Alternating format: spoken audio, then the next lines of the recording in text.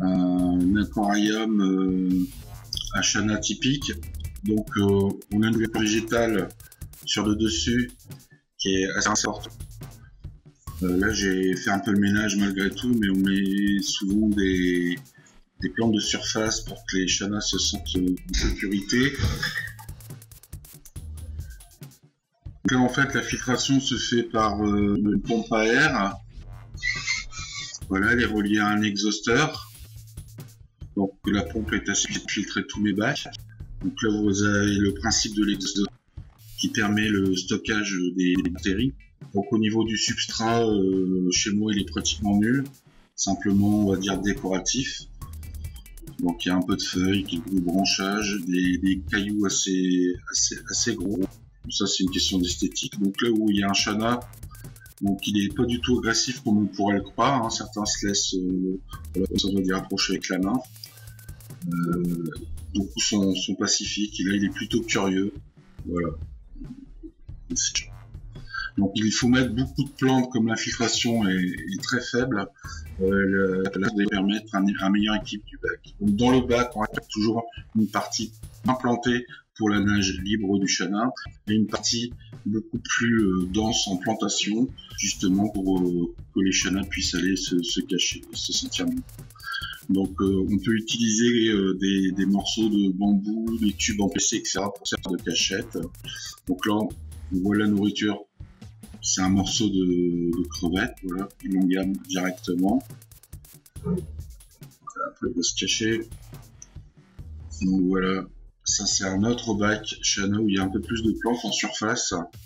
Donc c'est un bac chana précédent, c'était des Fire and Ice.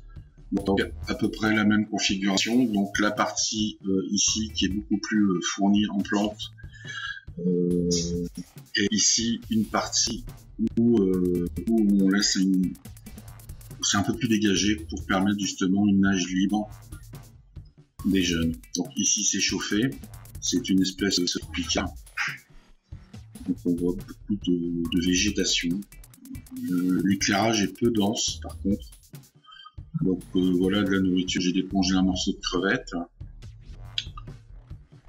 Et je le donne au chana. Là c'est un autre bac typique aussi, avec des orientalis qui ont gagné un peu en couleur, là, ils sont un peu moins stressés. Toujours un chauffage électrique, un système de filtration électrique, toaster, magnifique charme. Donc on voit des alevins, on a des bacs très peu décorés, alors on met les petits bacs qui fait croissance beaucoup plus rapide, contrairement à ce qui peut être dit. Un élevage d'Artemia pour les jeunes, je me suis fait plaisir avec un kit. Donc différents types de nourriture, j'ai fait de l'élevage de Zéberdahl. Donc voilà, c'est une plaque plastique qu'on vient prendre avec un pinceau pour distribuer aux élevants ensuite. C'est un mélange de laine et de petits morceaux de briques écrasées, je sais plus comment ça s'appelle exactement.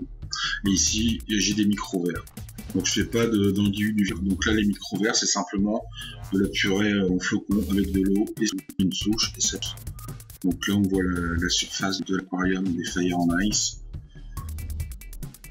Donc pas beaucoup de filtration, beaucoup de plantes, éventuellement des escargots quand ils se font pas manger. Et voilà. On va voir ici qui va par le dessus, qui va prendre un morceau de crevette. Hop, tac. Ils sont... Voilà.